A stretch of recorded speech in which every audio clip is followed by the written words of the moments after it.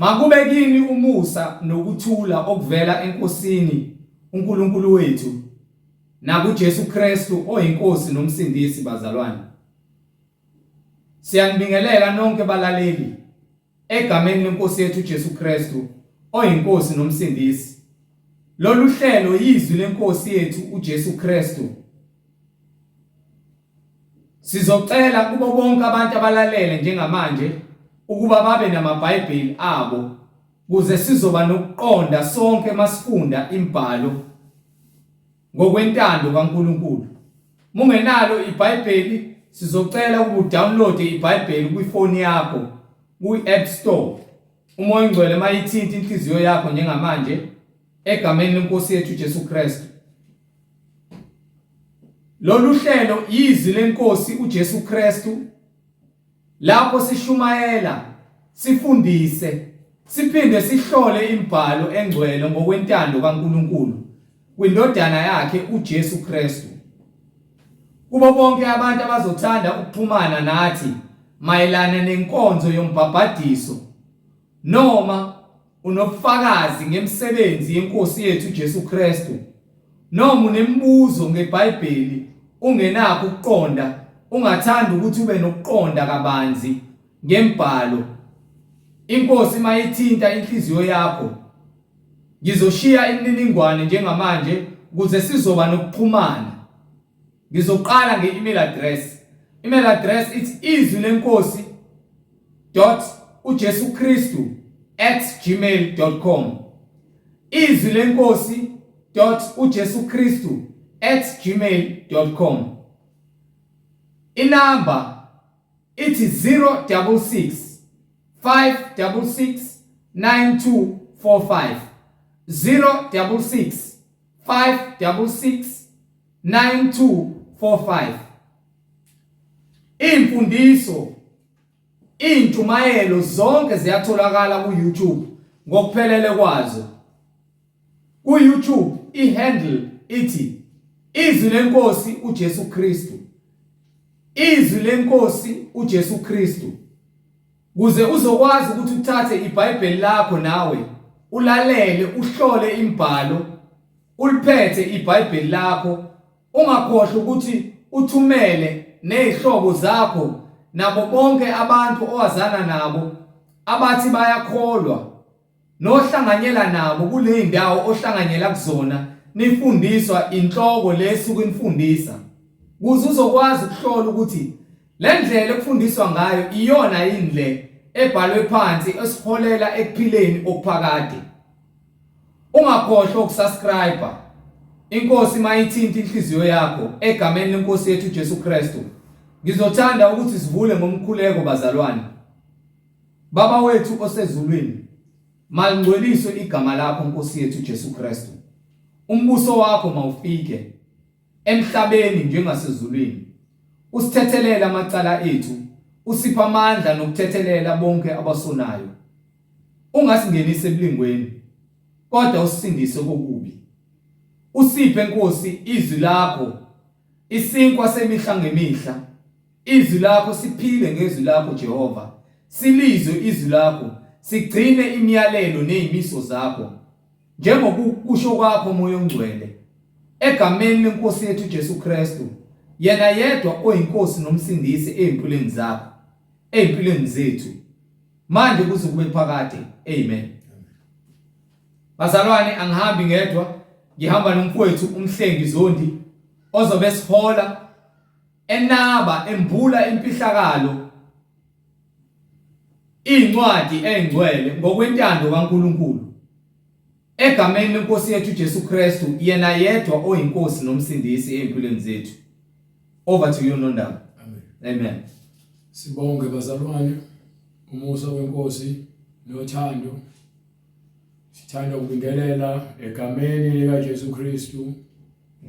Ongumnini mandla onke, osinikile lesikhathi esikusona njengamanje ukuba sikwazi ukuthi sime lapha ngokwenu sizonivula ukuqonda ngezwi ukuze ukwazi ukukholwa kwakho ukuthi ngabe kuphelele yini ngokwentando kaNkulunkulu, ngokuba uNkulunkulu uthanda abantwana abalalelayo. Amen. Simele ukuba ngabantwana abalalelayo phambi kaNkulunkulu ukuze sigcwalise uthando nesiprofeto kanye nemiyalelo kaNkulunkulu. Ingakho ethi uNkulunkulu ngithanda umusa noma ngifuna umusa ngaphezu kwemihlatshelo, ngokuba imihlatshelo ayanele uma uthando nenhliziyo kungalungile. Siloke sibonga uNkulunkulu ngabaprofeti bakhe abangcwele abanike izwi ukuba balibhale phansi ukuze kube khona lencwadi ekuthiwa iBhayibheli. Sibonga uNkulunkulu ngabapostoli bakhe abaphathisa indodana yakhe ukuze babe nobufakazi bese bethola nesiphiwo. Amen. Sika moya oyingcwele okuyiso isiphiwo ekumele sibe naso ukuze sibe semzimbeni sipheleliswe kuye osibizileyo ngendodana yakhe. Inkonzo yobungcwele nokukholwa ikuKristu. Uma ungenaye uKristu noma ungafuni ukumvuma uKristu, ubungcwele abukho kuwe. Akusho mina, kusho imibhalo ukuba isincwadi incwadi kaJohane chapter 1 verse 14. Uma ungamamukeli uJesu noma ungakholwa kuJesu, uyinzalo kaSathane. Incwadi ivangeli ngokukaJohane isahluko sokuqala, Amen, ivesi leshumi nane. yebo, Ulizwi waba mina uverse 12, ivesi leshumi nambili.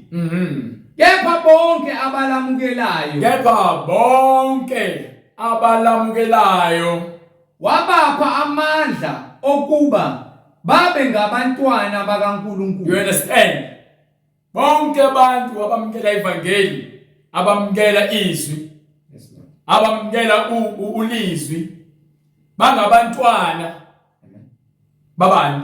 bakaNkulunkulu. Umuntu onganalo izwi ke, umuntu ongakholelwa evangeli likaKristu, uyindodana yolahleko, uyindodana kaSathane. Kuphela lapho nje akweqi. Uyindodana kaSathane noma uyindodakazi kaSathane uma ungenaye uKristu. Ngokuba yonke imisebenzi oyenzayo uyenzela ukujabulisa inyama. Amen. Wenzela ukugcwalisa izinkanuko zenhliziyo yakho. Akukho ukuhlakanipha kuwe. Wonke ukuhlakanipho nakho okwale emhlabeni, ukuhlakanipha okunikwa abantu. Awunakho ukuhlakanipha komdali wakho ukuze upheleliswe. Fanele wamukele uKristu.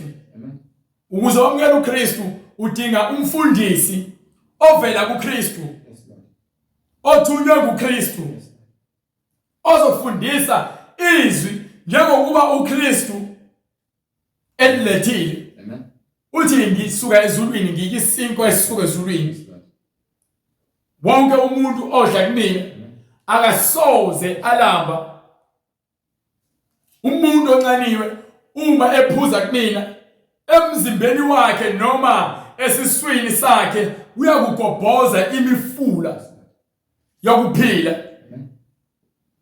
So ngenxa yokuthi uNkulunkulu nomusa, abantu abadalile ukuqonda banakho noma izwi belibekelwa enikwe, abalizwe ngokuba uSathane ukhishiwe ezulwini, waphonswa phansi emhlabeni. uSathane wathi ngiyahlala ngaphezu kwezinhliziyo zabantwana bakaNkulunkulu, ngibuse phezukwabo, ngibeke isihlalo sami sobukhosi endaweni ephakemeyo. Uma wena ungenaye uKristu, uSathane uhleli phezu kwenhliziyo yakho, uyabusa. Ubusa ngokuthi akwenzise yonke into athanda ukuthi wena uyenze ezokwenza ukuthi ukhelelane nothando nombuso kaNkulunkulu. Ngokuba yini? Uyazi ukuthi yena njengoba ekhishiwe akasenayo indawo. So ukuze yena agcwalise noma athole impindiselo ukuthi adukise lokhu okungumfanekiso nesidalo sikaNkulunkulu. Wesidalwa sikaNkulunkulu, uNkulunkulu kwakhe ngomfanekiso wakhe ufana noNkulunkulu. Wayethi umuntu ufuneka ngifunze, kodwa umfunza ngoNkulunkulu. Ngokuba kwena sekubusa isitha. Uma wamukela uKristu, ulandela lemfundiso yokuphila. Ihleli wena iphila. Uphila ngezwi lonke, awushiyi lutho. Izwi lonke liphila kwena. Ukuze umoya engcwele aphile kwena, izwi lonke kufanele ulazi, kufanele ulilandele. Ngokuba sinqoba ngobufakazi. Sinqoba ngokuthi sisibekelwe igazi likaJesu. Igazi likaJesu umoya engcwele okumele uphile kwena. Okuvikelayo ukuthi uSathane angabi nayo indawo empilweni yakho. Do you understand? So ngokuzitshela ongiphe incwadi yencwadi eSeroma chapter 1 from verse 16. Ngenxa yokuthi abantu abami kupulpit sebeno kuzenyeza ngokumelana neqiniso, sebephendule iqiniso laNkulunkulu balenza la weak njengabo, bantekenteke, banemgodla weak, banemgogodla exegayo. Ingakho ivangeli selihlanjalazo. Do you understand? Ngiphe incwadi yokuqala kwabaseRoma isahluko 16. Verse 16. Incwadi yokuqala kwabaseRoma isahluko sokuqala verse 16. Xolo bazalwane. Ngokuba anginamahloni ngevangeli. Ngokuba anginawo amahloni ngevangeli. Ngokuba lingamandla kaNkulunkulu. Ivangeli lingamandla kaNkulunkulu. Kube iqhamuka abantu abangakholwa nhlobo. Bathi upho loNkulunkulu wakho sikhombise. Ukhuluma kwesibula njalo. Isibula sikhulumisa kwesibula. Incwadi ezakhe yafakaza. Ungaphekisani isibula. Ungafuni sivumele isibula sibe usihlakaniphe emehlweni naso usiyeke. Ithi iBhayibheli ngokuba anginamahloni ngevangeli. Ukuthi isibula sithini?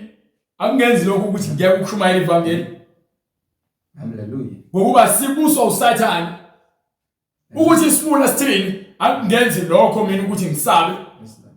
Lithi iBhayibheli ngokuba anginamahloni ngevangeli. Ngokuba lona ivangeli lingamandla kaNkulunkulu. Lingamandla kaNkulunkulu. Kube insindiso. Bese kuba yini? Kube insindiso. Bese kuba insindiso. Kulowo nalowo okholwayo. Izindaba.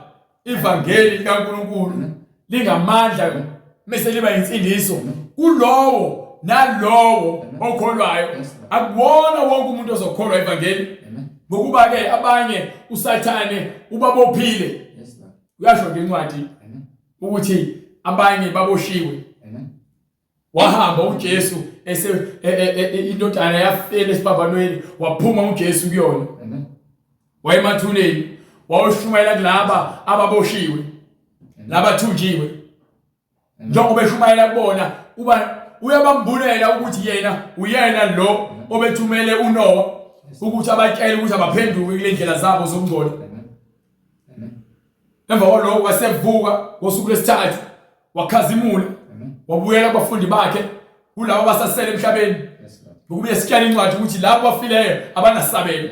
So balinde usuku lokwahlulelwa. Ingakho abuya othi ngoba labo bayakholwa kumina bakelile izinto abakoqondi. Wabuya ethuneni wazoziveza kubona.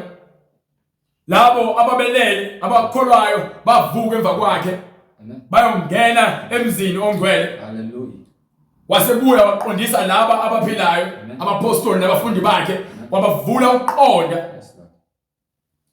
Njengoba bavula uqonda ubaqala kwincwadi kaGenesis eze azobakhipha kulesikhathi akusona njengaleso sikhathi leso simo akusona isimo senkazimulo sokuthi bayakholwa manje ukuthi ke unguyena lo obesiphila naye ufile ufele esiphambanweni kodwa manje usekwazi ukuthi avele aphinde angaveli. Ngalokho ubavula uqonda njengoba kuthiwa kungamandla lo mzimba awuvukanga ethuneni ngokuhlakanipha komuntu wavuswa umoya ophilisayo. Amazwi esakhulumayo awumoya awakhulumi nalomuntu ongaphandle akhuluma nalomuntu ongaphakathi.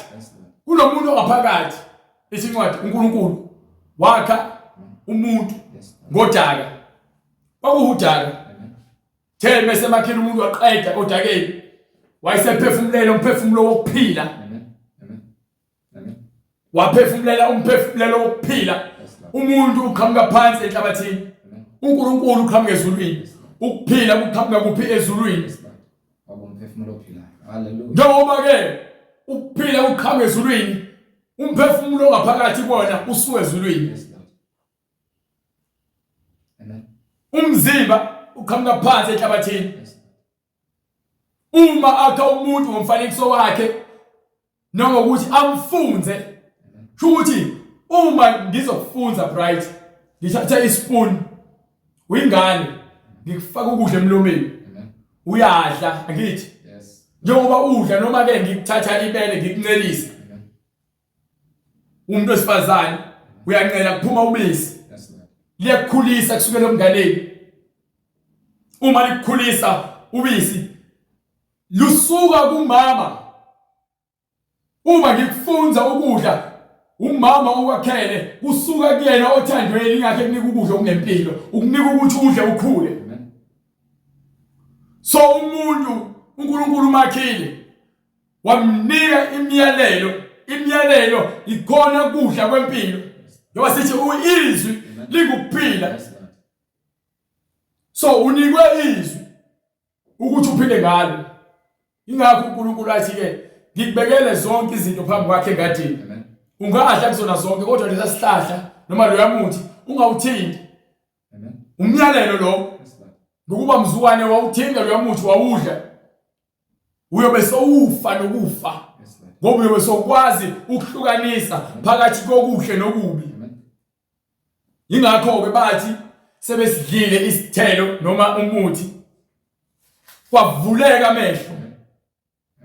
Bebengaboni ukuthi banqunu kodwa bese bawudlile umuthi bathatha amahlamvu bazemboza sebekwazi ukuhlukanisa okubi nokuhle. Wabaqalekisa uNkulunkulu ukuthi ke ngokuba senenze lokho okufanele eninikile umyalelo obuzoniphilisa niphile ukuphila okuphakade ukuba nuphulanga benzophila ukuphila okuphakade benzophila emhlabeni nibuse njengoba ngantshela ngathi nizophila emhlabeni nibuse phezulu kwezilwane kepha ngenxa yokuthi seniphula umyalelo wami senizokufa nifele esonweni. So ngenxa ukuthi uqhamuke phansi odakeni uzophinda phansi odakeni. Wena umuntu wesifazane ngokubulalela inyoka uzokwandisela izinhlungu ekutetsheni kwakho uzothi mawuzala uzozizala ngezinhlungu. And kuzokuba khona ubuthi phakathi kwakho nesitha iyakushaya izithende zakho wena uyagcoba ikhanda layo. So uze nibuyele kimi ngizokwakha indlela. Ingakho kuthiwa khona umuthi wokuphila owakhiwa ngamacherubi ngale kwamacherubi. Lo muthi wokuphila uNkulunkulu uJesu. Kwase kubekwe inkemba ephenduka nhlangothi zombili evuthayo. Lelo izwi lenkosi ekuyilona elibuyisela umuntu ekutheni likhiphe isono libulale isono. ukuze uma kwazile ukuthi adlule ngale kule nkemba aphasela ukuthi ke uyongena emthini athola ukuphila phakade. So uNkulunkulu ungukudla kwethu hayi kwenyama. Amen. Ukudla kumphefumulo ngokuba umphefumulo uqhamuka kuyena. So ingakho uJesu ukuthi umuntu akanayo ukuphila ngesinkwa kuphela. Ingakho uNkulunkulu ababeka abantwana bakaIsrayeli ehlane abadlisa imana ukuze bafunde ukulalela izwi lakhe ngoba babephila ngomyalelo kaNkulunkulu ebanika lokho afuna ukubanika kona isinkwa sasezulwini esiyimana, kepha kwase kufika lesangempela esukuphila okuphakade ngoba basidla ehlane isinkwa sasezulwini abasenza kodwa bafa bafela esonweni abaningi babo begoloza bedimanda bephuma endleleni bamba ukhonza izithombe. Amen. Bafa bafela esonweni bazange bangene eKhanani. Isizukulwane esasikemva kwabo isona esangena ngenxa ongafuni ukulalela izisho incwadi yaseRoma ngiphe isahluko 1 verse 18 qala from verse 18. Amen. Uwa sifuna ukukhombisa ukuthi iqhamuka intukuthelo ngokuba yini? Ngokuba intukuthelo kaNkulunkulu. Ngokuba intukuthelo kaNkulunkulu Yambulwa ivela ezulwini. Yambulwa ivela ezulwini. Phezu kwakho konke. Phezu kwakho konke. Ukungamesabi uNkulunkulu. Phezu kwakho konke ungamesabi uNkulunkulu. Nokungalungi kwabantu. Nokungalungi akusho ukuthi ungalungi kwezilwane. Ngokungalungi kwabantu uNkulunkulu abakhile. uNkulunkulu wakha ngomfanekiso wakhe ukuze umfunze. So uma umfunzile uNkulunkulu ngokuba ukufunzile. Yes Lord. Walandela imiyalelo yakhe. Njengoba ke ekufunzile ukudla kwempilo nawe wamfunza ngendlela yothando nangendlela yokuhamba ukuthi uNkulunkulu ubaba wami. So uma ngimfunzile yena ngenza bonke akushoyo ngokuba ngakhiwe ngomfanekiso wakhe. Hallelujah. Ngamfunza ngezenzo ngokuba ngiyalalela okushiwo umdali wami. Into eyenza ukuthi nina nibe weak ngokuba anifuni ukulalela umdali. Ingakho isitha sinenza inkundla yokudlala. Sathane uyabusa enhliziyweni zenu. Unenzisa yonke imikhuba. Mningi imikhuba nenzisa yena uSathane. Ngokuba yini? uNkulunkulu anayo. Abathiya iqiniso bathatha iqiniso baliphendule libe ungalungi njengabo. Abantu bathi izwe lonakele, isizwe esonakele, umhlaba wenza ngalutho. Abantu ababekiwe emhlabeni abonakele. Inini abantu abonakele. Umhlaba kaNkulunkulu uyithulela umhlaba kaNkulunkulu. Wenza lento uNkulunkulu ayikhomanda wathi umhlaba uyakhiqiza izidlo. Unethisi wakhipha izilwane enhlabathini. Kepha umuntu amdala uyena lo isiphoxi. Lo muntu lo athi uNkulunkulu wamdala ngomfanekiso wakhe wathi akamfunze. Ngabe umfunzile yini uNkulunkulu wena ngenkambo yakho? Ngidi. Hallelujah. Ngokuba lokho okwazekayo ngoNkulunkulu usobala phakathi kwabo. Lokhu okwazekayo ngoNkulunkulu ukuthi umhlaba wawungekho, kwakuyi nothing, kwakulutho, ungekho lutho. uNkulunkulu uphila phakathi, uAlpha noOmega. Ngaphambi kokusekela komhlaba uNkulunkulu uyaphila. Emva kokugoqa komhlaba uNkulunkulu uzobephila. Alpha noOmega, umqali nomphelelisi, akaqalwanga, uqalile. uNkulunkulu uphila phakathi, from everlasting to everlasting. Akekho omunye uNkulunkulu okhona anaye abonisana naye.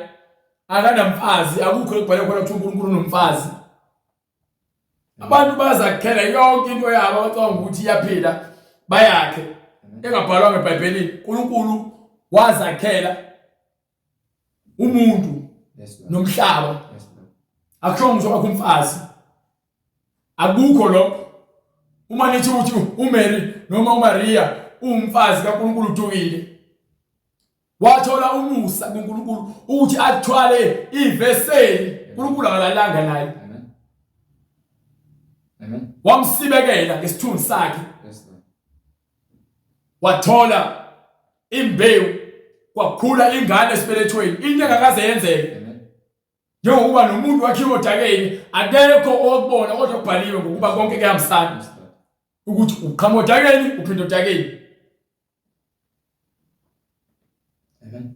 Kodwa le ngane le ngeke kuze kuhlangana abantu abawu2. Ngizoyenza ngamandla ami ukuze kuthiwe indodana kaNkulunkulu. Yes, Lord. Ngokuba ngaprofetha ngayo ukuthi ngizokuyenza yaqhamuka. So yona yamfunza ngakho konke. Ingakho kuthiwa indodana ekhethekileyo. Wathi la indodana yami anoyilalela. Indodana yami ethandekileyo engithokozile ngayo anoyilalela. Njengokuba ngikhulumile noMose futhi. Ngiyakuvusa umprofeti onjengoMose phakathi kwenu. Ngiyofaka wonke amazwi ami emlomeni wakhe. Awasho ukuthi uNkulunkulu uyodala uNkulunkulu. Alisho ngeBhayibheli ukuthi uNkulunkulu wadala uNkulunkulu noma uMaria wazala uNkulunkulu. No. Uma wena uthi uMaria makaNkulunkulu uphambene. Uphambukile. Udinga ukukhanyiseleka. Yes, Lord. Udinga isibani. Ukuze ube noqondo. Ngokuba ithini incwadi? Ngokuba lokho kwazekayo ngoNkulunkulu kusobala. So, njengoba ngithi uNkulunkulu kusukela kungekho lutho wakha umhlaba. Bonke lokho kubona emhlabeni engabonakali yena wakwenza kwakhona konke ngezwi lakhe. Wathi incwadi yeGenesis wathi makube khona ukukhanya. Amen. Bakhona ukukhanya. Wathi makube khona ubumnyama. Kwakhona ubumnyama. Kwausuku lokuqala. Ngosuku olulandelayo. Yes, Lord. Hlukana amanzi. Wahlukanisa amanzi esekudalile. Dala umhlaba. Wadala amanzi. Wasethi ke makube khona ukukhanya nobumnyama. Wasehlakaza amanzi kwavela inhlabathi. Yes, Lord. Watshela ulwandle ukuthi alume lapha elingeni. Yes, Lord. Konke ngezwi lakho uyakukhomanda. Amen. Wakha izinkanyezi waphilanga. Yes, Lord. Wakha isibhakabhaka. Amen. Waqala wathi akube khona izihlahla. Yes, Lord. Waphuma izihlahla. Wathi maziphume imbewu phakathi izikhule. Ingakho yonke into inembewu. Umuntu wesilisa unembewu, umuntu wesifazane unembewu. Umuntu wesifazane ufana nenhlabathi. Umuntu wesilisa uza nembewu. Umuntu wesifazane afika bambe. uNkulunkulu bese yakhulisa uNkulunkulu uyimvula enethiselayo ukuze kukhule. Ukhulisa kanjani asazi. Ngoba ngisho ngawuso science onjani. Ngeke uzokuhlola ukuhlakanipha kaNkulunkulu. Ngokuba wena wakhiwa uyena, ukuhlakanipha kwakho konke kufanele kusuke kuyena. So ungahlola uhlole egcineni isisombululo ngeke uzube naso ngoba awumazi uNkulunkulu nakho. uNkulunkulu akekho umuntu ongangibona phila. Amen. So ningaphikisana nisho uNkulunkulu akekho noma ukhona, mina ngazi ukuthi ukhona uNkulunkulu ngokuba engekho phakathi kwethu simbona ngamehlo wenze zonke lezi zinto. Imibhalo yamfakazela. Yonke imibhalo yamfakazela ngeBhayibhelini. Ngokuba lokho kwazekayo ngoNkulunkulu kusobala. Ngokuba konke kwazekayo ngaye kusobala phakathi kwethu. Ngokuba uNkulunkulu ubonakalisile kubo. Thina siyakubona. Umfanekiso kaNkulunkulu. Yes, Lord. Isakhiwo sikaNkulunkulu. Akusona umfanekiso lo. Isakhiwo sakhe. Before kube khona lento kwakuyisihlahla. Yes, Lord. Amen. Lokho ngigqokile umsebenzi kaNkulunkulu. Umuntu useqhamuke necebo lokuthi akhe adesign impahla yokugqoka. Kodwa uNkulunkulu wamakhela aqala ngesikhumba ngesikhathi umuntu ebona ukuthi usenqunu uNkulunkulu wakhela uAdam noEve. Impahla zokugqoka ngesikhumba. Yes, Lord. Ngakho kuyihlazo ukuthi ube nqunu uhambe usivezela amantshebe ezinqa, ulokusivezela igqoka ikhinde ezincane nabafana emgaqona menibuka, nisivezela amakhwapha enu. Amen. Yes, Lord. Ukuthi nigora nifula insimbi. Amen. Mthanda imizimba yenu ngaphezulu kwaNkulunkulu. Nifuna ukuziveza unqunu benu. ingakho abafana befuna ukuzenza amantombazane bethi baphuma kuma closet. Ngathi lithi iBhayibheli uma sandala singene egumbini isicashe wena ufuna uphume egumbini uyovela lapha uqamba amanga. Qambela uNkulunkulu amanga. uNkulunkulu udala umuntu wesilisa nomuntu wesifazane. Wena uzoletha ubuyaluyalo la. Nilo isifafazela ngokuthi ke I'm gay, I was born gay, ngazalwa ngigay, mina nje ngigay, angiyakuthi bathini. Unamanga umoya wenkohliso lo. Amen. Amen. Ngoba uma ulala nomuntu umuntu wesilisa ayiphumi ingane. Nibulawa ukonakala lokuba ikhohlakala. Khohlakele nohulumeni wenu onike ilungelo lokuthi ilalane nodwa. Nabafana nabantu besifazane balalane bodwa. uNkulunkulu uthi embhalweni wakhe kuyisinengiso ukuthi umuntu wesilisa alale nomunye umuntu wesilisa njengomuntu wesifazane. Amen. Amen. Anzali nishathi ngenza abantu nisiyazi adopta. Nisifundise imikhuba efana nale mikhuba enyenzayo. Amen. Ngoba phela uma nithi ke uNkulunkulu wakudala unjalo uyakholwa ukuthi uNkulunkulu yebo. Wayipho wenza into ephambene la ngoba uNkulunkulu izwi lakhe lithi ke umuntu wesilisa umuntu wesilisa. Amen. Amen. Nala nezilwane, iqhawe zilwane, ibhizi yakhothana nezilwane. Nikwenza kube isitayela usathane uyababusa ngempela abantu. Bezisho ukuthi bahlakaniphile. Besitshela ukuthi bahlakaniphile. Baba yiziwula. Haleluya. Baphenduka iziwula. Nenkazimulo kaNkulunkulu ongaphili. Ukuthi bahlakaniphile baphenduka iziwula. Haleluya. Bezitshela ukuthi basile baphenduka iziwula. Benzani bakalokho? Nenkazimulo kaNkulunkulu ongabhubhiyo. kaNkulunkulu ongabhubhiyo. Bayiguqula ifane nomfanekiso. Bayiguqula inkazimulo yoNkulunkulu ongabhubhiyo. Inkazimulo. Igama lithi inkazimulo lisho ukuthi umfanekiso. Wena umfanekiso. Uma sawuthatha isithombe usidweba. Wakha into. Wenza umfanekiso. Uthi leso sithombe leso uNkulunkulu wakho. Uthatha ngoba naku uthe wakha letafula noma le pulpit kwasala inkuni wase wazibaza lezo inkuni kwaphuma umfanekiso wesilwane noma womuntu usuguqa phambi kwaloyo nto usuthi uNkulunkulu wakho. You understand? Baphendula inkazimulo kaNkulunkulu bayenza yafana nomfanekiso womuntu noma wento ebhubhayo womuntu obhubhayo. Nowezinyoni. Ingakho abantu bethi uHlembe uJehova. Ingakho bethandaza kuHlembe. Bathandaza kuHlembe. Babiza uHlembe uNkulunkulu wabo bathi unyazi. Umfanekiso. uMoses sekuthiwa wayinceku akushiwo ukuthi wayonyazi. Moses wayinceku kaNkulunkulu. Uma nithi ke abantu bakaHlembe uNkulunkulu wakhuluma ngabo kuMose ethi ke uyothumela abanye abaprofeti bayibona. Hayi yonke into abayenza iphambene nento eyenziwa uMose eBhayibhelini. Yonke into abayenzayo iphambene nento efunwa eBhayibhelini. Yebo waliphatha iBhayibheli, yebo bagcina ihluthu. Amen. Yebo bagcina isabatha, asaligcina isabatha. Ngokwesigcwaliso sesiprofeti. Nangokomthetho. Bahlabela amadlozi, asiwahlabela amadlozi. uMose azange afundise abantu abahlabela amadlozi.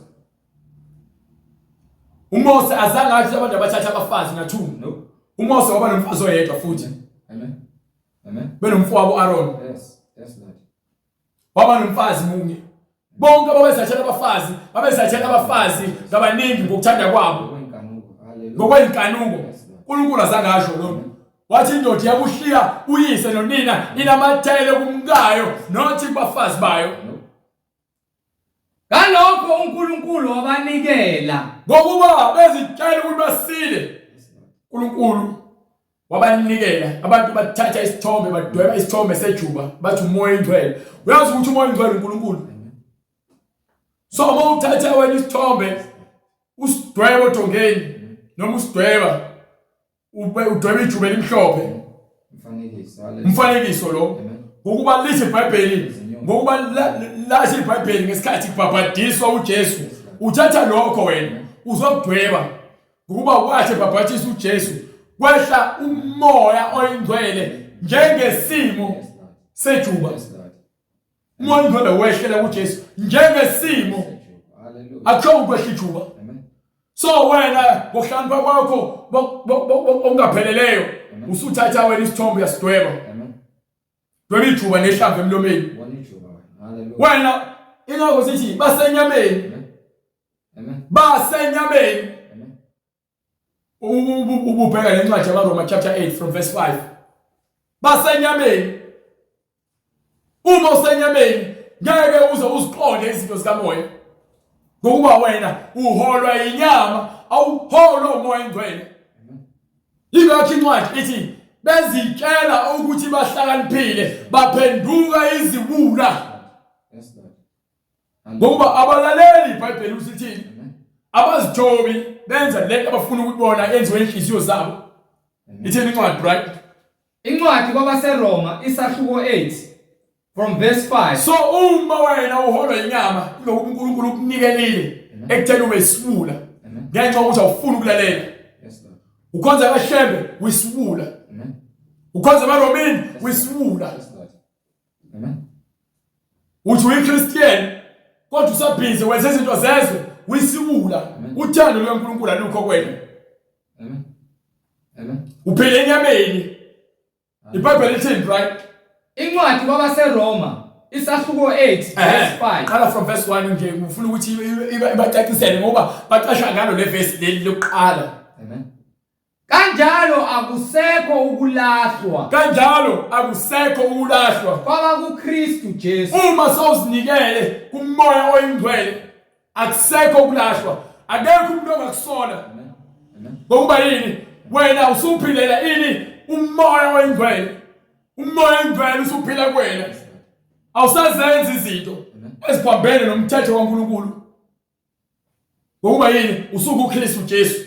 Akusekho ukulahlwa. Ungalahlwa abantu emhlabeni yebo. Kodwa okwasezulwini unendawo ezulwini. Labo abalahliwe emhlabeni baboshiwe. Bayiziboshwe emhlabeni, bayiziboshwe ezulwini. Uyababona baba abafree ngithi bafaka amawigi, badwa ama-tattoo, bafaka ama-gold chains, bafaka nama-gold teeth. Benza ama-hairstyle ongawaqondi, bapenda inwele, baboshiwe. Benza yonke into usathane abayenze. Abenzi intando kaNkulunkulu. Balahliwe. Ubona umuntu wesifazane egqoke ibhlukwe esontweni, ulahliwe. Ubona umuntu wesifazane egqoke isiketi esifishane esontweni, ulahliwe. Ubona umuntu wesifazane esontweni eveza ama-cleavage, ulahliwe. Ubona umuntu wesilisa esontweni eqhaza wesifazane afuna ukuthola nabo, ulahliwe. Kuyisiboshwa. Ubona umuntu wesilisa othi uyakholwa ebhema ugwayi, uboshiwe. Uma sawuKristu akusekho kulahlwa. Yes, Lord. Amen.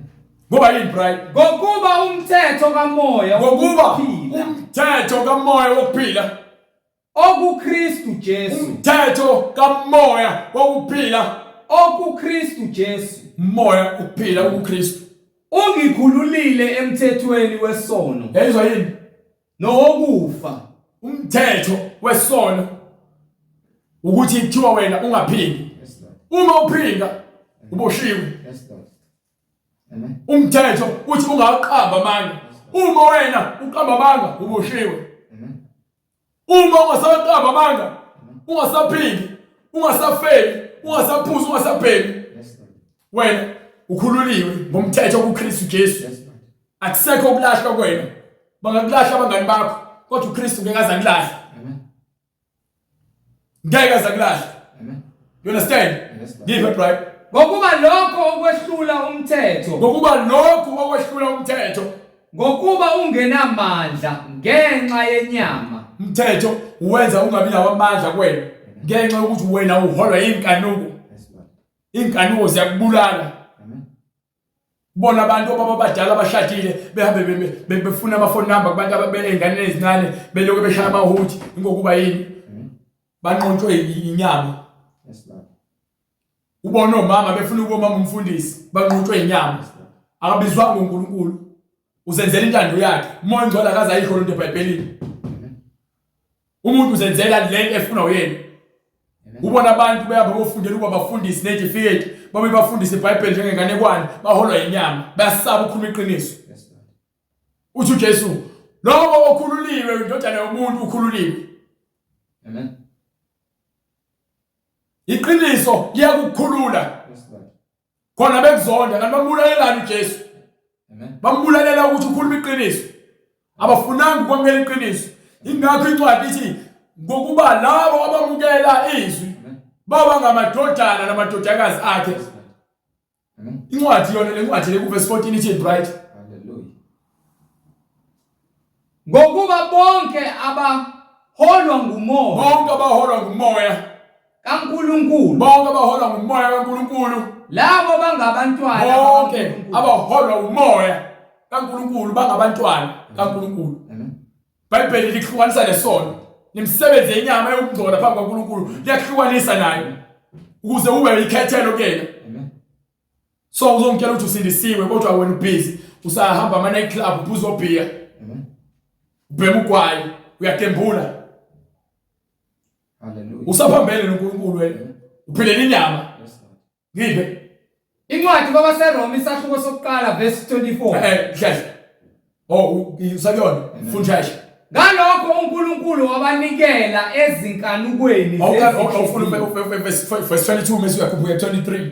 Hallelujah. Bezitshela Bezisho ukuthi bahlakaniphile, bezitshela ukuthi basile baba yiziwula baphenduka iziwula nenkazimulo kaNkulunkulu ongaphuphiyo, nenkazimulo kaNkulunkulu engabhubhiyo. bayiguqula ifane nomfanekiso womuntu obhubhayo, Ingakho nezithombe emadongeni emakini nasemakhaya eni. nowezinyoni, Ingakho ungena esontweni nesithombe sesithombe deboshiwe esiphambanweni nethi uJesu akuyona uJesu luyana.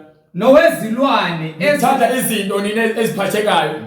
Ingakho abaprofeti bamanga beza neziwasho, beza namanzi, beza namafutha, beza nezinyoka, beza namadumu, banifuthe banenzisa yonke le nto nenjabule ngokuba nithanda izinto eziphathekayo.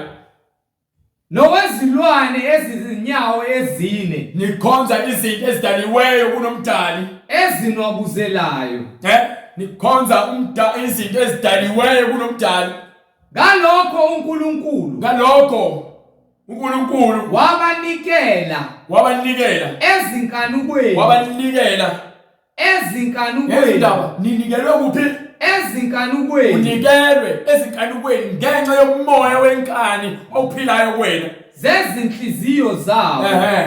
Usathane uphila enhlizweni yakho uyabusa ukwenzisa konke ukungcola. Wena kuyajabulisa. Ingakho uzonda uma uzwa iqiniso kanje ngokuba uphile esonweni. Uma ubukhululiwe ungumKristu ubuzothi amen ngokuba uyabona ubunqunu bobezwe. Izwe linqunu, izwe likhohlakele. Bahlazisane imizimba yabo, Base behlazisana imizimba yabo. baguqule iqiniso baguqula iqiniso likaNkulunkulu. balenza amanga. Uthi uNkulunkulu wadala uAdam noEve. Akekho uAdam noSteve. Akekho uEve. No Mary. Akudalanga uEve no Mary. No. Wadala umuntu wesilisa nomuntu wesifazane. Wadala izinto eziwu2. Wathi zalanani nande. Uma kuthi uNkulunkulu wathi wadala abantu besifazane abawu2 wathi bazalane bande. Ngabe phela siyabona abantu besifazane bezalanisana leminyaka. Ukuba iqiniso eqhamuka kaNkulunkulu lelo ukuthi ke ube isitabane. Abelotshiwe. Ngabe kubhaliwe phansi ukuba wena uzolala nenye indoda ke mase awungiphi incwadi incwadi ngifuna ungiphi incwadi yeLeviticus chapter 18 mangaphosisi. Incwadi yeLeviticus chapter 18 from verse 22 mangaphosisi ngigijima ngibhekele kuyona. Siveze ukwembhalo lokho kusho umoya ingcwele. Leviticus chapter 18 verse 22, right? Incwadi uLeviticus isahluko 18 verse 22. Kijim.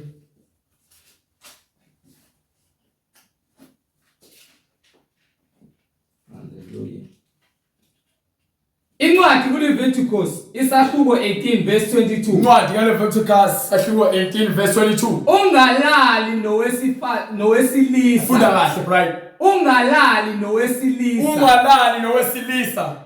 Njenganowesifazane. Njengowesifazane ubhalwe phansi. Kuyisinengiso. Kuyisinengiso. Ungalali nowesilisa njengowesifazane. Kuyisinengiso, kuletha ubuyaluyalu.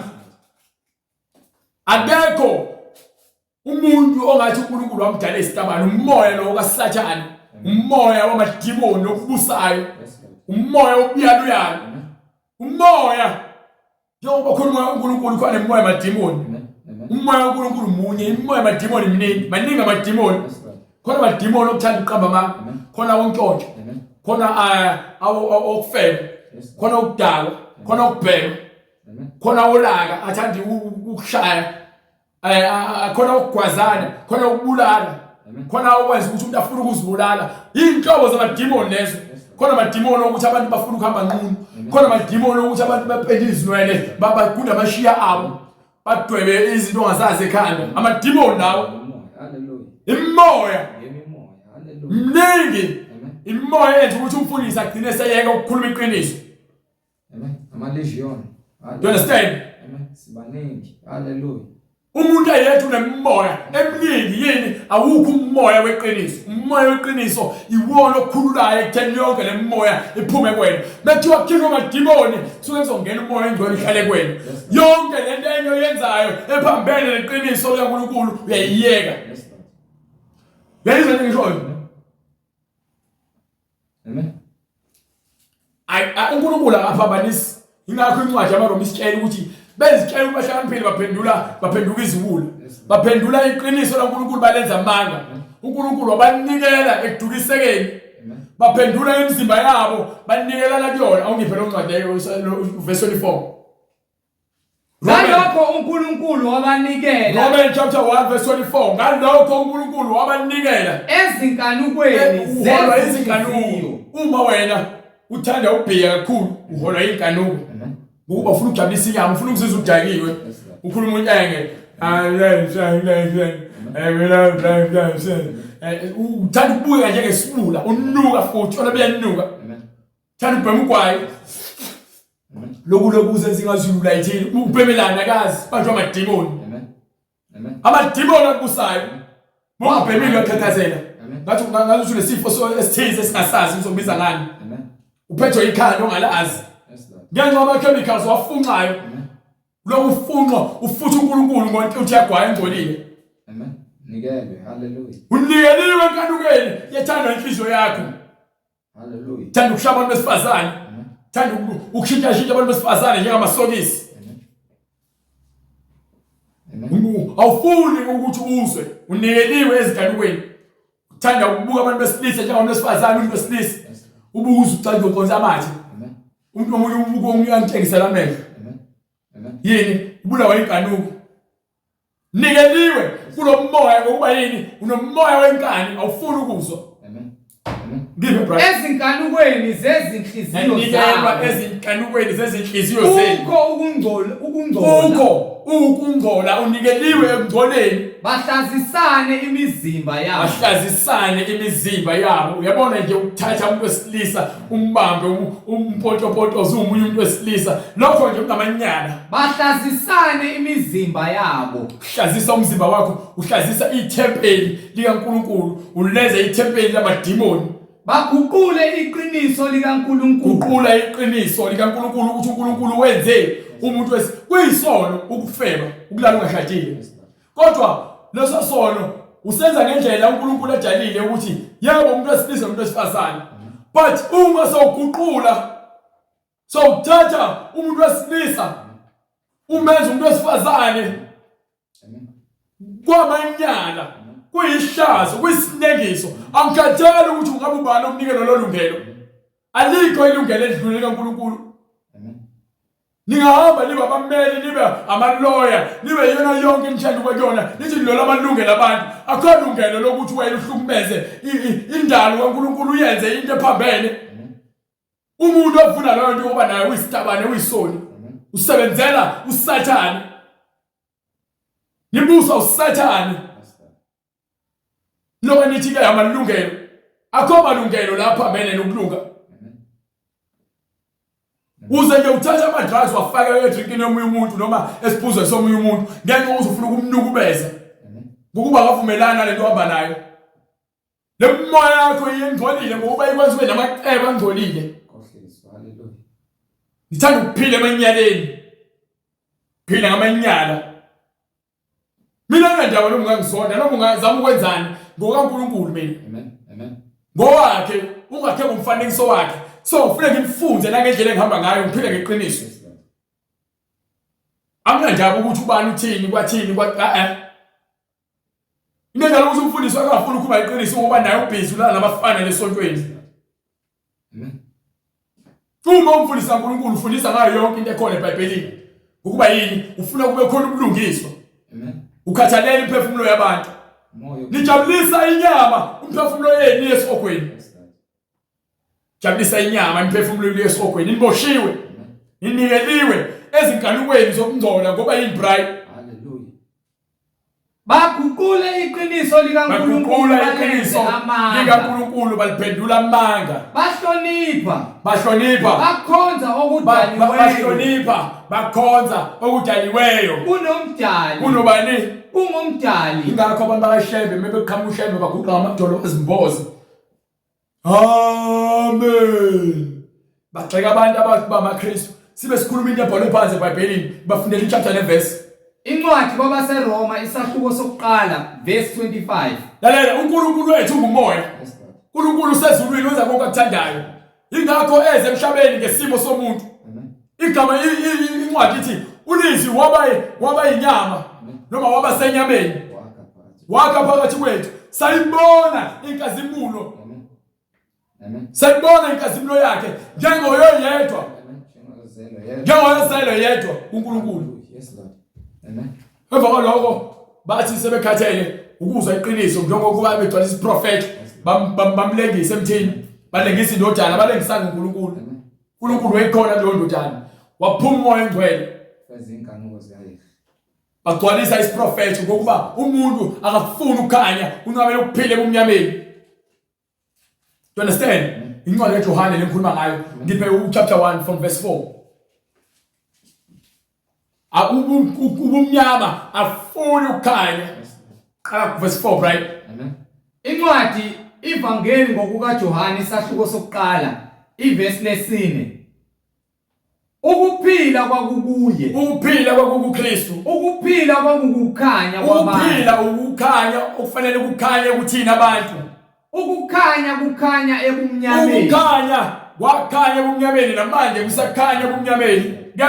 Kepha ubumnyama abukwamukelanga. Kuwena muntu khona ubumnyama awufuni ukwamukela lemfundiso ngoba wena gcwele ubumnyama. Uphile ebumnyameni uphile ezonweni. Jabulisa inkanuko zenyama. Ingakho ungafuni ukwamukela ivangeli. Ingakho uncamela ukukhetha igama lebandla kunokukhetha imfundiso engcwele. Nikhetha abagama amabandla ngoba naku kugcwele abantu abamnyama kashembe nithi ke ayibandla leli lamazulu inkohliso le usathana ukwenza vele ukuthi ke ufile comfortable esonweni. Amen.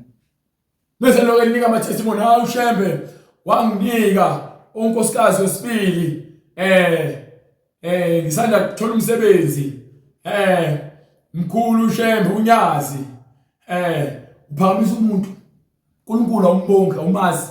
Yes Lord. Futhi uzothoma ngomfazi wesibili umfazi wakho omunye esaphila usikhohlakala isiphiki. Bakhonza okudaliweyo kunomdali ongobongekayo. Ingakho amaRoma athi mengene esontweni abuka isithombe mesathi athophoze emanzini. Yini bakhonza okudaliweyo babuka isithombe bathi oh yethi Maria ocebileyo baba makaNkulunkulu hawu ihlazo elingaka kunomdali nakhonza okudaliweyo kunomdali obongekayo. Uyena ufike ngabe simnika udumo kuze kube phakade. Kuze kube nini? Phakade. Kuze kube nini? Phakade. uNkulunkulu ufanele udumo kuze kube phakade. Amen. Hallelujah. Hallelujah, glory to God. Ngenxa yalokho uNkulunkulu wabanikela ekuhuhekeni okuyihlazo ukuhuheka ukuthatha ukufuna ukuhalela izinto eziyihlazo ukubuka umfazi womuntu umkhanuke uzufuna ifone number yakhe ihlazo lelo uhuheka ehlazweni ukubuka indoda ube weyindoda uyikhanuke ufuna ukulala nayo uhuhekele ehlazweni ukubuka umuntu osifazane ethelweni uthundwele umbuka umkhanuke ufuna ukulala naye awumbukele wena ukuthi lo sisi leyo ufuna kube khona ukuphila kuyena umbukela ukufa ukuthi wena ufuna ukumfaka esonweni njengoba wena uphile esonweni uzwe kuyena uqamba amanga abanye abantu bebengakhona ngeke uzokulala nengane yabantu azahamba esontweni uyothi aqeda ukulala nayo emva kwalokho awu ashayikhona ingane yabantu siselesisu awu wamthembisa umshado nje sebheka abanye uhambe destroy usathane manje izinto manje usathane uyahamba uyabhonga njengebhubesi ufuna zobagwini abanye abantu banalo moya lo hambe bezingela nje bahambe bezingela behlezwa phethe amafoni babhizi ko Instagram babhizi ma dating app obaba no mama no sisi you understand banikeliwe kulo moya ngibe hallelujah ngibe bakhonza okudaliweyo kunomkudali ngalo kwalokho ukuthi khonza abantu esontweni lokuthanda izinto amafoni nibhizi amafonini nibuka amavideo cansi ngenxa yalokho uNkulunkulu wabanikela ekuhuhekeni ithanda izinto eziphathekayo okuyihlazo izinto ziyihlazo yabona bongena uNkulunkulu zonke lezi zinto lesikhulumayo kuwena ziwubulima ngokuba izwi loNkulunkulu liyasho lithi ke insindiso ingubula kulabo nokuhlakanipha uNkulunkulu kubula kulabo ababhubhayo kodwa kulabo abasindisayo lingamandla izwi lakhe ingakho sikutshela sithi asinamahloni ngevangeli asizenyezi ngevangeli ukuba lingisindisile ngiphile ekufebeni ngiphila ngibhema insango ngithe singisile ngiqamba amanga ngitshonto la ngisindisa ivangeli hallelujah la ngiphilisa impilo ukuthi ngingasakwazi ukukhuluma into ethu amanga ngizwe umuntu befuna ukungena ukungiqambisa amanga ngiziqhelelanisa la ngifundisa ukuthandaza ukuthi uNkulunkulu uyedwa akukho into ekuthiwa Trinity uNkulunkulu munye nezwi lakhe akekho omunye uNkulunkulu eduze kwakhe ngeke ongafuni ukulalela nokuthanda ukholwa inkanuko nanikelwa ekudukisekeni nasekuhuhekeni kwezinhliziyo zenu kwasekwenzekalani ngenxa yalokho uNkulunkulu wabanikela ekuhukekeni okuyihlazo izinto eziyihlazo ngokuba abesifazane ngokuba abantu besifazane bakhona baguqula ukwenza okwemvelo kwaba ngokuphambene nemvelo tosifazane ulalo umuntu wesifazane bayashada kuthiwa bazowakha umuzi kodwa bakwazi ukuzala ingane bafuna ukuzalelwa abanye abantu ingane ukhohlakala lokho ngiphe bright hallelujah ngokunjalo nabesilisa bayeka namadoda khona bayeka ukwenza kwemvelo kowesifazane bayeka ukulala nomuntu wesifazane njengokwemvelo basha ngokuhukelana benkanuko nangokuhukelana bahalelana abesilisa benza izinto eziyisichilo kwabanye abantu besilisa hallelujah emajele benze imikhuba efanayo bonakele bezitholela umvuzo bathola yini bright bezitholela umvuzo ofanele ungafuni ukulalela ungafuni ukulalela umyalelo ukukhombisa indlela uzoduka bese uthola umvuzo wakhona ingakho seniplalana nodwa nje landela ukuthola imvuzo ongafuni ukuzwa izwe liphilileyo thanda ukuholwa inkanuko benzani emva kwalokho Bryce yini abenzayo nanjengalokho bengafunanga ukunaka nokumazi uNkulunkulu uNkulunkulu wabanikela uNkulunkulu wayesebanikela engqondweni yokuthi babe yizibula ukwenza okungafanele base beqhubeka abagcwala ukwenza ingakho president bonke benivuna ukuthi ayikhiphani izisu la nodwa nabafana shatanani ngokuba bafuna amavoti into abanendaba nayo imali abanandaba nemphefumulweni ngokuba uKristu abamazi ngoba bebemazi uKristu bebezoyivala yonke lento ukuthi abantu besilisa balala nebodo bebezoyivala yonke lento ukuthi amadoda alalane wodwa nokuthi abantu badake utshwala babhema ugwayi bafebe bebezohamba ngomthetho kaNkulunkulu bezovala ukuthi abantu bakhiphe izisu ngoba uNkulunkulu uthi-ke zalanani nandi uJuda wena amadodana akhe amabili afa ngenxa uNkulunkulu athi eseshadile athatha alala nomuntu besifazane oqala undodana oqala theme isilale naye yachithela ngaphandle wayibulala uNkulunkulu esibili yenze ukufana wayibulala uNkulunkulu uthi abantu abazalane bani so le nto bokufeka kwakho nina nisebenzisa amakhondom still nina wenza umuntu esilisa naye wenza lento ekuthiwa i-abortion ngokuthi achithe imbewu ayichithele eplastic ayifake ingqomeni delela uNkulunkulu ngenxa ukuthi ufuna ukugcwalisa inkanuko zakho ngiphe bright haleluya ngenxa ukuthi ufuna ukugcwalisa inkanuko zakho amen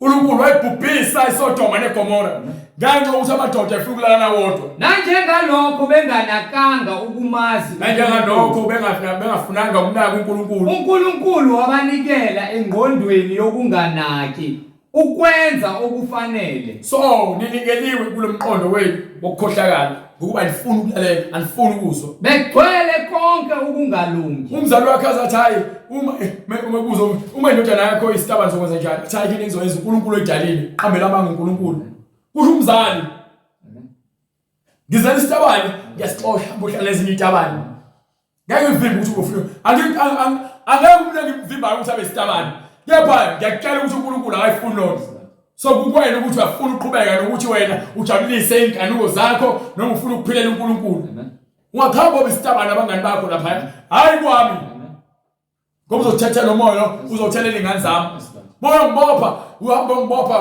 uhambohlala nabo labo abangibophayo amen ngoba uzohlalela kwami ngeke amen thatha umoya wesitabane ngizofaka ekhaya lo mbewu lo ngifuna yandisa uma weyitabane amen ushingane kusene TV ibuka opopaya abaqabula nayo besilisa abenziwa yonke lemkhuba iqala esancane ukuze umoya weyitabane ukhulisa einganeni uyabuya ntambama ingane yakhe isitabane siqabuse ezinye ingane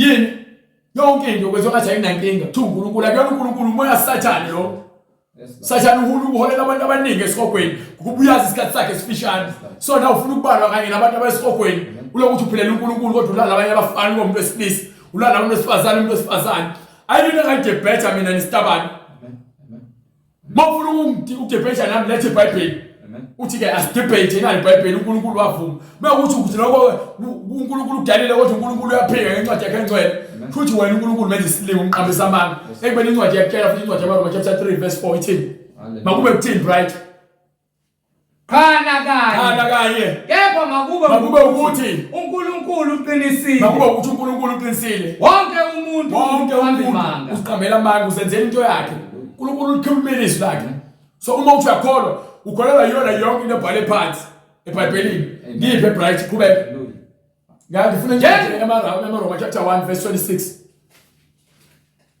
ngenxa yalokho uNkulunkulu wabanikela ekuhuwekeni okuyihlazo nikeliwe kulomoya wakho enkohliso ngokuba besifazane babo baguqula ukwenza imvelo okwemvelo guqula ukwenza okwemvelo kwaba ngokuphambene nemvelo uma wenza into ephambene nento ebhalwe phansi eBhayibhelini uguqula iqiniso kaNkulunkulu lenza amanga uNkulunkulu okwakhe konke ngenkazi uma uthi awukholwa ukuthi khona uNkulunkulu akuyona ndaba yami leyo akungivimbi lokho ukuthi ngishumayela ivangeli mina amen manje ungakholwa kwabo kwenza ukuthi ungakholwa kaNkulunkulu kube yize na lithi iBhayibheli iqhana kanye ngakube usho uNkulunkulu uqinisile yonke into ethi umuntu iqamba amanga amen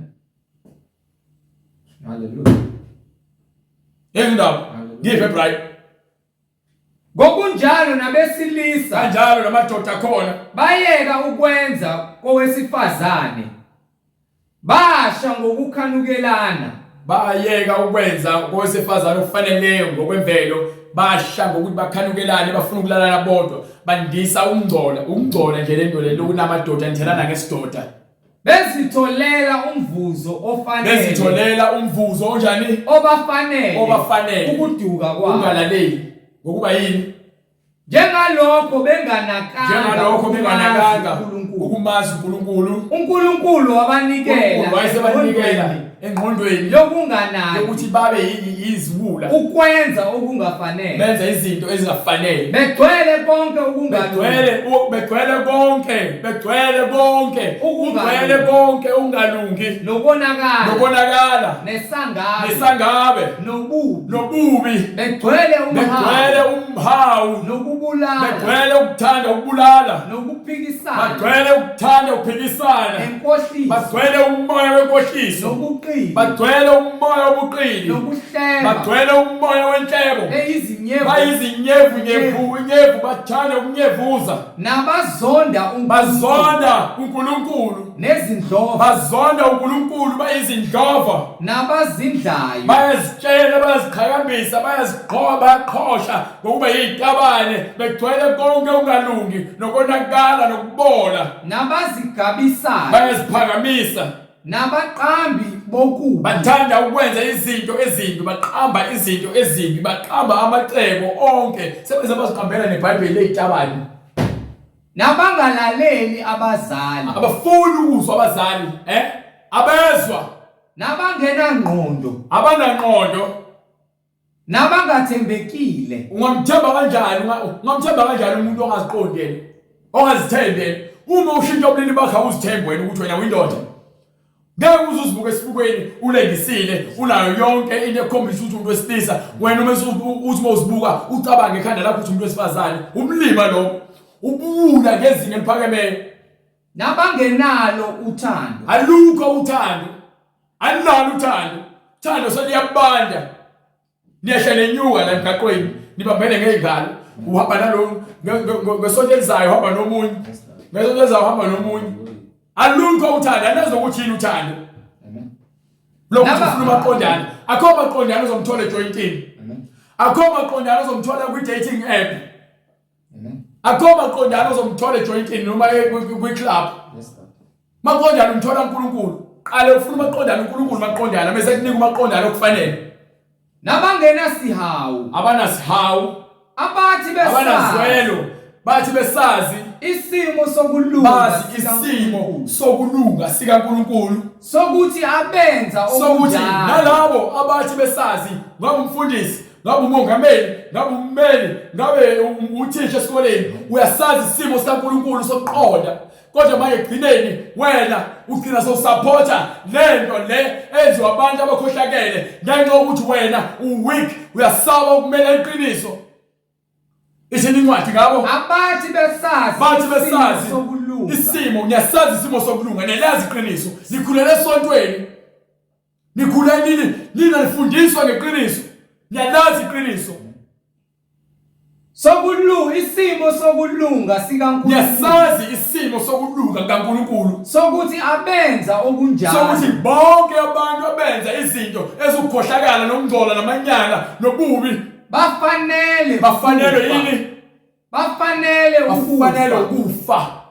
bafanele ukufa abenzi lokho abona kuphela abenza lezinto lezi kuphela bafanele ukufa kepha kodwa babuye bavumelane kepha libona bonke abantu abamoya munye nalowo moya nabakwenza abavumelana nabo bonke abantu abenza lezi zinto lezi ndaba ithini bonke abantu abavumelana nemikhuba yokukhohlakala bamoya munye nabo uvumelana abantu ukubakha ibhizinisi nawo moya munye nabo uvumelana ukuthi amadoda alala nawodwa umoya munye nabo uvumelana ukuthi abafazane balale bengashadile umoya munye nabo umfundisi ukhuluma amanga uvumela itabane ukuthi zishadisa umoya munye naso ngokuba nawe ufaka isandla lapha umoya munye naso sitabane phendula iqiniso kaNkulunkulu lenza amanga ngishadisa abafana bodwa ubani okwabona inkomo zesilisa zalana zodwa wakwayibona wayibona inkomo esilisa imithiso inkomo esinisi nishatha lento nezayo ngiphi incwadi esahluko 2 verse 38 sibatshela uthini kumele bayenze uPetru wayesethi uPetru umpostoli kaNkulunkulu wayesethi phendukani yilowo nalowo abhabhathiswe egameni likaJesu owenza isono ufuna aphenduke abhabhathiswe egameni likaJesu Kristu ukuze kube njani kukho kuthethelela kwezono zenu ukuze uthothelela izono zakho khona niyakwamukeliswa ukuze wamkeliswa isiphiwo sikamoya ingcwele ngokuba isithembiso esenu nesabantwana benu sawuphendukani shiye zonke lezono zenu enizenzayo ukuze nikwazi ukuthethelela izono zenu esabo bonke abakude lesithembiso esabantwana benu esabo bonke abakude bonke inkosi uNkulunkulu wethu eyakubabisa isithembiso lesi sibekiwe uma ukuthi welimisele ngokuthi wena uhlangane noNkulunkulu uma sowufa uthole indawo yakhe ezulwini uzoshiya isono uma ukuthi usuzinikele kumoya ubhujiswa nomoya obucabane nokhohlakala namanyala uzoqhubeka uhlale emanyaleni akho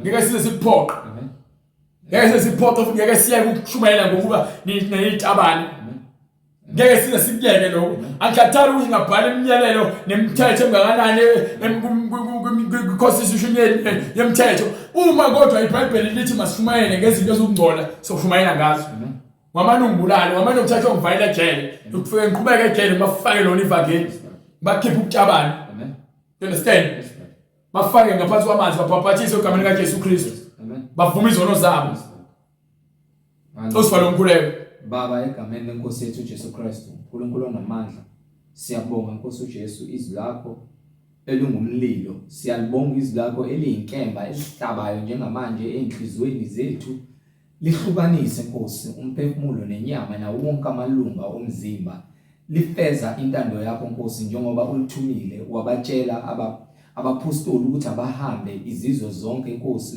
kusukela eJerusalem bashumayele Nkosi izwi siyalibonga izwi ngoba izwi lokuphenduka Nkosi uJesu egameni lakho Nkosi yethu Jesu Kristu kube ukuthethelelwa kwezono zabo bonke Nkosi wena uthanda ukuba beze ekhanyeni abanganqabi Nkosi izwi lakho eliphilile egameni Nkosi yethu Jesu Kristu yena yedwa uyinkosi nomsindisi bavule indlebe Nkosi usivule indlebe zethu silizwe izwi lakho silamkele lisiphilise ngoba izwi lakho liyizwi lokuphila izwi lakho Nkosi liza nokukhanya kuzo zonke indawo ezisebumnyameni egameni lenkosi yethu Jesu Kristu siyalibonga izwi elize nokuphila Nkosi yethu Jesu Kristu liwukukhanya alifeze umsebenzi wakho moya engcwele njengokusho kwakho manje kuze kube phakade amen sibonge bazalwane umusa uNkulunkulu nothando sithembe ukuthi sizokwazi ukuthi siphinde sibonane sibuye size sizoma phambi kwenu sinike